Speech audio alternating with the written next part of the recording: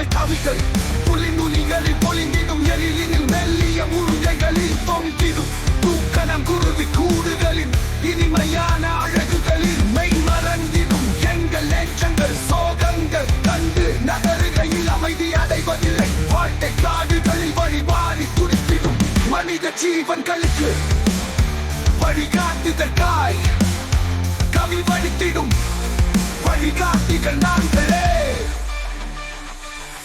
அவலங்கள் கண்ட சிந்தைகள் கனன்று துடிக்கையிலே புயலாக சீறி எழும் நாங்கள் மிகவும் அமைதியானவர்கள். இயற்கை ஆசானின் இரகசியங்களை அறிந்திட்ட சீடர்களே நாம். எம் நெஞ்ச துளைகளில் கொதிப்பிடும் சிந்தனை அணுக்கருக்கள் ஒரு நாள் ஒன்று திறந்து ஆக்க அணுகுண்டுகளாக வெடித்தெழும்.